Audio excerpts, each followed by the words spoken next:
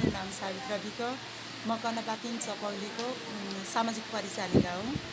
म चाहिँ 24वटा कपरेटिभ समूहको हेरचाह गर्छु। 24वटा मध्ये चाहिँ 20वटा सक्रिय छ र अनि 7-8वटा निष्क्रिय छ। त्यो निष्क्रियलाई नै सक्रिय बनाउन कोसिस गरिरहेको छु। मैले काम गर्न लागेको चाहिँ ठ्याक्कै 1.5 वर्ष भयो। हाम्रो कपरेटिभ वनको लालीगुँरास कबसको चाहिँ म त्यसमा चाहिँ सदस्य पनि छु। कपरेटिभ वन समूहमा जम्मा हामी 15जना सदस्य छौँ। 15जना सदस्य मध्ये बिका 3जना, अनि त्यस पछाडि अरू चाहिँ याद आएन। बचत कति गर्नुहुन्छ त? बचत चाहिँ महिनाको 50 रुपियाँको दरले गर्छौँ। एक सदस्यले हैन? हजुर, एक सदस्य बराबर 50 रुपियाँ बचत गर्छौँ। अनि तपाईहरु सहकारी छ कि छैन? सहकारी पनि छ। सहकारीमा सहकारीमा 100 रुपियाँ बचत गर्छौँ। सहकारी पनि राम्रोसँग चलिरहेको छ। कतिवटा समूह हुनुहुन्छ सहकारीमा? सहकारीमा चाहिँ हामी पहिलाको 1 देखि 9 सम्म थियो। अहिले चाहिँ 3वटा भएको छ। कर्णपात 3 भएको छ। 3वटा मध्ये लगभग 36-38वटा सहकारी छ। स्थानीय तहको नाम के भन्नुभयो हजुरले? कर्णपातिन चपौली। कमला माई नगरपालिका 3 चपौली। हजुर। अनि कपलेटी वनमा बिरुवाहरू चाहिँ तेजपत्ता छ, अमृतसो छ, अनि त्यस पछाडि डाले घाँसमा टाँकी छ, गोगन छ, राईफन्यु छ, अनि बोट बिरुवाहरूमा चिलाउने छ, काफल छ, लालीगुँरास छ, पहेँले छ। प्रशस्त मात्रामा चाहिँ उत्तिसहरू छ बढी। अनि त्यसपछि गत साल नवीकरणको लागि माग गरेको थियो, भएन। अब यस साल चाहिँ नवीकरण हुने भन्ने कुरा उठाइरहेको छु। अब नवीकरण हुन्छ होला सायद। तपाईहरुको समूहको चाहिँ कति वर्ष भयो समूह गठन भएको? तपाई त समूह गठन भएको मैले काम गरेको चाहिँ 1 वर्ष भयो सर। 1 वर्ष 3-4 महिना भयो।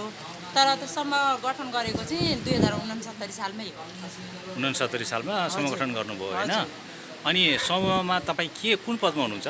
म सामाजिक परिचालिका। तपाई सामाजिक परिचालिका हुनुहुन्छ? त्यही समूहको हुनुहुन्छ हैन? मेरो समूहको नाम चाहिँ लालीगुँरास कबस हो। लालीगुँरास कपलेटी वन समूह हो हैन? अब त्यो समूहमा बसेपछि चाहिँ समूहको सदस्यहरूलाई के फाइदा भएको ठान्नुहुन्छ? उहाँ चाहिँ अब पहिला चाहिँ पोल्टामा खाजा मकै भोटमासहरू बोकेर टाढा जानु पर्थ्यो घाँस दाउरा पत्कर सेउला गर्नलाई।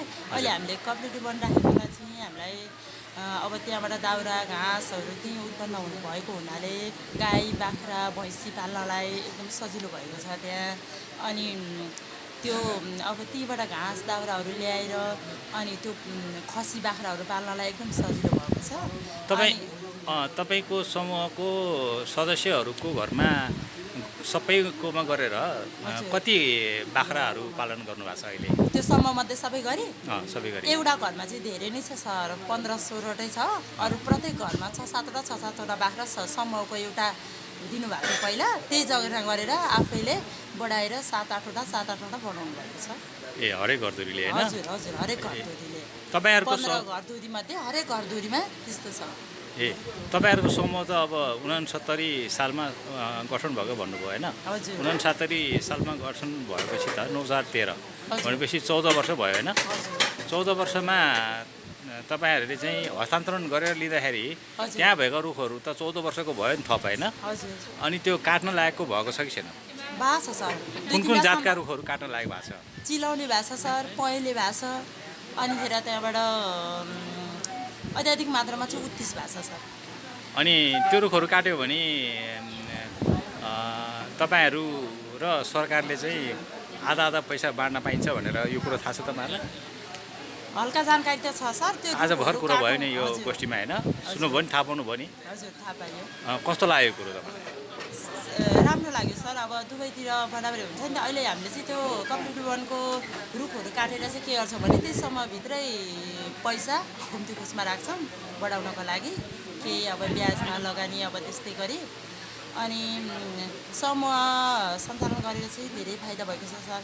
अब कति त गरिब पनि हुनुहुन्छ नि, उहाँहरूको अब त्यही बजेटले आफ्नो नानी बाबुहरूलाई पढाउन लेखाउनलाई कपी पेन पेन्सिलहरू किन्नको लागि पनि सहयोग भएको छ। अब अलि धेरै 9-10 हजार मतलब 10 हजारसम्म आफ्नो भागमा पुग्ने भएपछि हामी फेरि त्यो पैसालाई घुम्ती कोषमा राखेर त्यो पैसा बाँड्छौँ। अनि बाँडेपछि चाहिँ उहाँहरूले आफ्नो बच्चाहरूको फिस तिर्नुहुन्छ। अब घरमा खाद्यान्नहरू कमी छ भनेदेखि ल्याउनुहुन्छ। यो कप्लिती वन भइकन चाहिँ धेरै नै सुविधाहरू भएको छ सर। अब हरेक कुरामा आर्थिकमा भनौँ, अब दाउरा घाँसहरू गर्न, अब प्रत्येक घरमा 4-5वटा खसी बोका त पाल्नु नै भएको छ। उहाँहरूलाई अब कति टाढा घाँस जानु पर्थ्यो, अब त्यही जङ्गलबाट अब अम्लिसो घाँस हामीले रोपेको लगाएको घाँसबाट ल्याएर पालेर उहाँहरूलाई सुविधा भएको छ। अब खसी बाख्रालाई घाँस किन्नु पर्थ्यो, नभए कि टाढा जानु पर्थ्यो नि सर, अब नजिक जानुपर्छ, त्यो पनि फाइदै छ। अनि अन्तको कप्लिती वन हेर्न यसो भ्रमणहरूमा पनि जानुभएको छ? छैन सर, म अहिलेसम्म गएको छैन। अहिलेसम्म त्यही आफ्नो जानुभएको छैन? एरियामा मात्रै। म सामाजिक परिचय। सामाजिक परिचालक। हजुर। तपाईँले कति तलब प्राप्त गर्नुहुन्छ? मैले महिनाको 17,000। हो, तपाईँको 17,000 कमाइ भयो होइन? हजुर। अनि त्यसबाट तपाईँको घरको जीविकोपार्जन कतिको राम्ररी चलेको छ त पहिलाभन्दा? राम्रै चलेको छ सर। अब सहज भएको छ होला होइन? सहज भएको छ। हो। पहिला नानीहरूलाई पढाउन आफूलाई अब जहाँ हिँड्दा पनि बुवामनीलाई यसो हात फैलाउनुहुन्थ्यो कमाएर दिने कोही नहुँदा अहिले अब त्यसमा खुसी छु, आफूलाई सहज छ। हो। अनि यो त्यसो भए यो कप्लिती वन कार्यक्रम पछिसम्म जाओस् भन्ने विचार छ कि कसैले त कप्लिती वनबाट के फाइदा छ र यो त खालि एउटा चाहिँ मिटिङ बस्ने, भेला बस्ने, भत्ता पचाउने भनेर पनि आरोप लगाउँछन्?